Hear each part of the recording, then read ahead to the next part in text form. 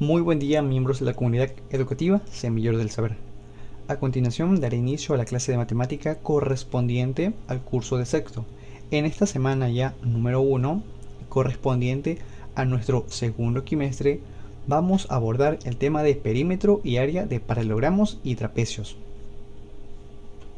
Bien, a continuación entonces vamos a denotar las connotaciones generales como para proceder a realizar los ejercicios. Bien, en este caso observemos las siguientes figuras geométricas y de acuerdo a su clasificación. Los cuadriláteros son figuras que tienen 4 lados y por ende 4 ángulos. Estos se clasifican de la siguiente manera. Por una parte vamos a tener a los paralelogramos y por otra parte a los trapecios. ¿Qué los diferencia? Pues bien, para comenzar, los paralelogramos son aquellos que tienen, en este caso, dos pares de lados paralelos.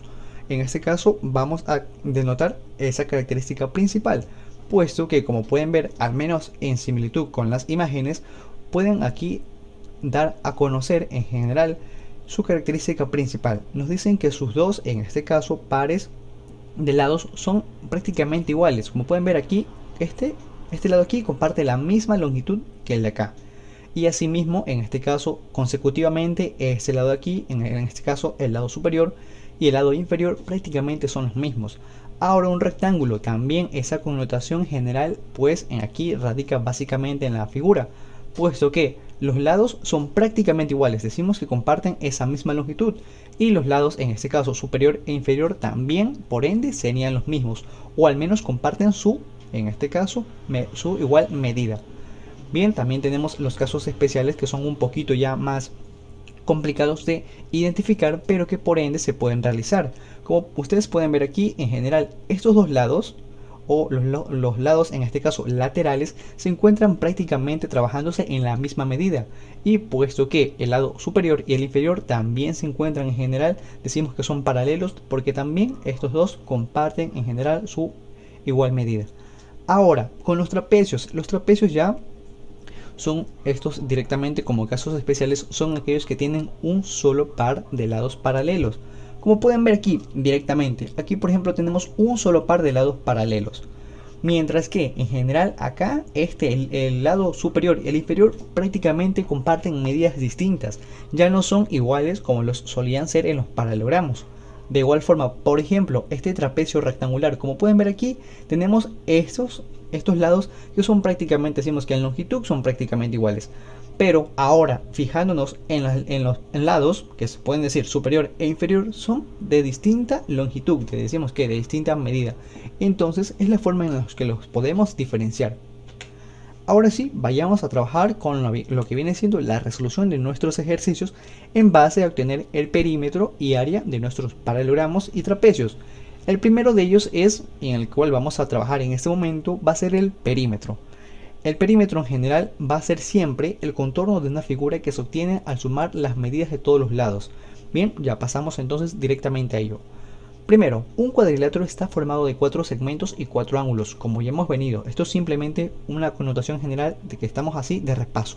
Los segmentos solo se intersectan en los extremos. Como pueden ver aquí, por ejemplo, decimos que estos se llaman vértices y son aquellos segmentos en los cuales se están intercediendo. Ahora, los extremos de los segmentos son los vértices del cuadrilátero. Bueno, tal y como lo acabamos de mencionar. Ahora, ¿cómo hacemos para la resolución o para la obtención de nuestro perímetro de un paralelogramo o ya bien sea de un trapecio?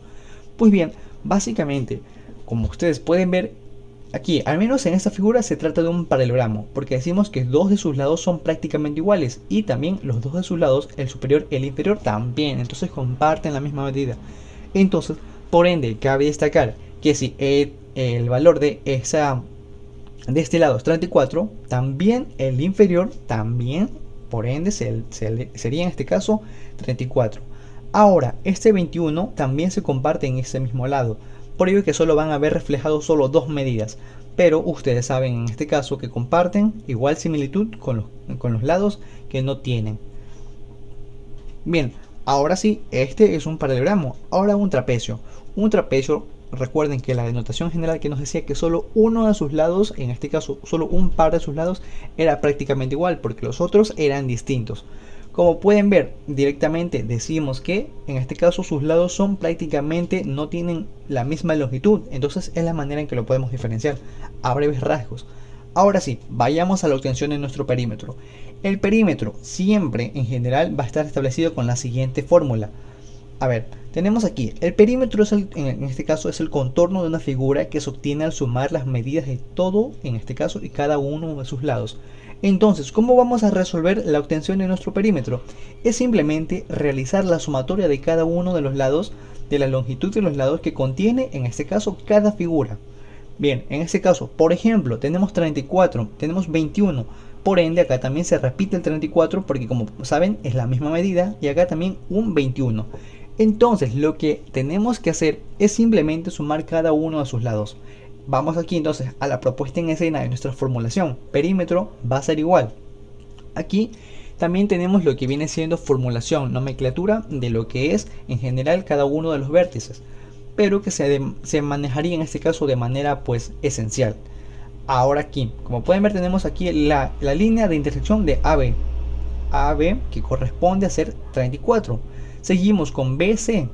BC, que en este caso, este segmento o esta línea, este lado, corresponde de 21 centímetros. Ahora, CD, como sabemos, también comparte la misma medida que el lado, en este caso superior, que es 34. 34, como pueden ver aquí. Y finalizamos con, en este caso, la intersección de DA, que también en este caso, como bien sabemos, es 21. Entonces simplemente nos tocaría en este caso sumar los valores que ya conocemos: 34 más 21 más 34 más 21. En este caso nos da un resultado de 101 y es 110, y es muy importante en general reflejar la valencia en la cual se está trabajando cada figura. Como pueden ver, aquí estamos trabajando en centímetros, entonces la respuesta por ende debe ser reflejada también en centímetros. Bien, de esta forma también vamos a trabajar los trapecios. Como pueden ver aquí, simplemente hacemos la denotación o la sumatoria de cada uno de sus lados para obtener el perímetro. En este caso, como bien sabemos, el trapecio se caracteriza porque sus lados prácticamente no son iguales. Entonces, tenemos por ejemplo aquí un 25, 27, 40 y 22. Esos valores son los que van a ser sumados. En este caso tenemos 25 centímetros, acá 27, 40 centímetros y 22 centímetros. Realizamos la sumatoria correspondiente y nos da un resultado de 114 centímetros. Bien, la formulación también es importante, cabe destacar. Entonces vamos a ver los lados. Tenemos N, aquí M y N. En este caso es 25. Seguimos con NO, 27, NO. OP, tenemos aquí OP, 40. Tenemos aquí PM, P y M, en este caso reflejando el valor de este lado. Y así pues simplemente realizamos la sumatoria. Bien, en breves rasgos y así en conceptualización, sabemos que el perímetro es simplemente sumar cada uno de los lados que posea, en este caso, una figura, ya bien sea un paralelogramo y trapecio. El perímetro o la fórmula de perímetro funciona tanto para, en este caso, los dos tipos de clasificaciones. Ahora sí, pasemos con lo que viene siendo la obtención del área de un paralelogramo y también de los trapecios. Bien, fundamentales. En este caso tenemos aquí los tres casos fundamentales de paralelogramos. Ya luego revisamos los trapecios. Tenemos el cuadrado, un rectángulo y también por ende un rombo. Vamos a verificar entonces cuál va a ser la obtención del área. Vamos a trabajar con las siguientes fórmulas. Aquí, deducción de la fórmula del área. Cuando se trate de un cuadrado, pues bien, aquí tenemos también un ejemplo. Tenemos que este cuadrado comparte la medida de 12, estamos reflejando en centímetros. Bueno, está en otra medida, pero sabemos que es en centímetros. Vamos a ver, tenemos 12 centímetros, 12 centímetros. Ahora, por ende, decimos que se multiplica en este caso la medida del lado al cuadrado. Sabemos que en este caso, como es un cuadrado, todas y cada una de sus medidas prácticamente son las mismas, que todos los lados valen su mismo valor, porque directamente es un cuadrado. Entonces tenemos aquí el área, que viene siendo la multiplicación de lado por lado. Esta es la formulación. Recuerden entonces, vamos a multiplicar el lado 1 y el lado 2. Reflejemos así en estas dos dimensiones. Entonces vamos a multiplicar 12 por 12 directamente en el ejemplo, porque recuerden que puede ir variando en general. Entonces tenemos 12 por 12, que en este caso es igual a 144 centímetros cuadrados, porque ya estamos trabajando ahora con dos dimensiones. Como pueden ver, tenemos aquí altura y base. Bien, entonces eso es cuando se trata de un cuadrado. Pasemos ahora con un rectángulo. Se calcula multiplicando la medida de la base por la medida de la altura. Bien, entonces ahora procedemos a ello. Como pueden ver, la base, recuerden que este mismo valor aquí, la base, es el valor de aquí, el asignable. Entonces sería 15 centímetros de base y en este caso de altura son 6 centímetros. Procedemos a multiplicar. Cuando se trata de un rectángulo, pues simplemente es aquello. Entonces realizamos la multiplicación de 15 centímetros aquí por los 6 centímetros, que nos da como resultado 90 centímetros cuadrados. Bien, entonces de esa forma obtenemos el área del rectángulo. Ahora trabajemos con el rombo. El rombo, como pueden ver, se compone también de dos medidas. Por ejemplo, aquí este valor, en este caso, tenemos que va a ser la distancia entre cada uno de sus vértices. Y acá también la altura. Ahora, directamente el área del rombo es igual a la de un rectángulo por la base diagonal mayor y la altura diagonal menor. Entonces esta va a ser ahora dividida entre dos, porque como se ve, se compone de otra, en este caso, una diferente descripción de figura. Entonces vamos a utilizar esta siguiente formulación de área para hallar el área de un rombo. Hacemos, en este caso, la línea que se encuentra en medio de la intersección, en este caso la podemos decir de la anchura y el valor de base, en este caso de la altura. Tenemos entonces multiplicación de 8, que como pueden ver es el valor que refleja aquí, y 4, que representa el valor de la altura, dividido para 2. Entonces nos da como resultado 16 centímetros cuadrados. Ahora vayamos a trabajar con el área de lo que viene siendo de los trapecios. Tenemos aquí un romboide y un trapecio en general. Entonces tenemos aquí el área de un romboide es igual a la de un rectángulo, como hemos podido deducir.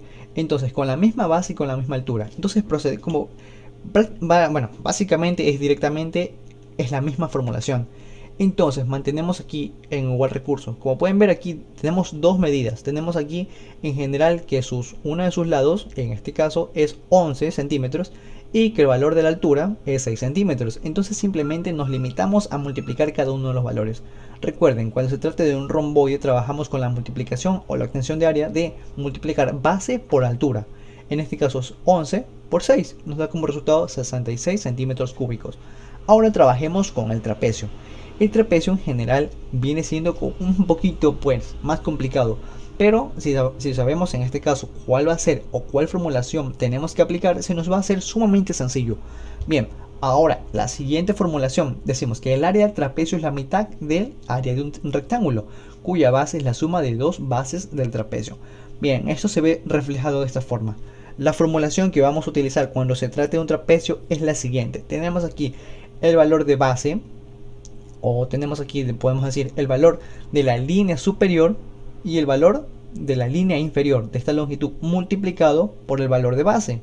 En este caso, por ejemplo, es 5, así con el ejemplo que estamos trabajando en ese momento, 5. Y esto va a ser dividido para 2. Recuerden entonces aquello. Entonces le asignamos los valores. Tenemos aquí, por ejemplo, que esta línea, la inicial, la superior, mide en este caso 5 centímetros. ¿Ok? Y la siguiente en general va a medir lo siguiente, mide 9. Aquí esta medida mide 9. Y lo multiplicamos con el valor de la altura, que en este caso también son 5 centímetros. Entonces realizamos la multiplicación correspondiente y lo dividimos para 2. Aquí por ejemplo 5, aquí más 9 y hacemos que es 14. Lo multiplicamos en general. Aquí realizamos la multiplicación y por último dividimos para 2. Nos da como resultado 35 centímetros. En este caso cuadrados. Bien, y esa es la forma. Recuerden, aquí tenemos al menos lo esencial es que aprendamos a manejar la formulación de perímetro. Recuerden que es la sumatoria de cada uno de los lados y el área de los paralegramos y trapecios en base a la formulación. Sin más, les agradezco mucho el tiempo y nos será hasta una próxima ocasión.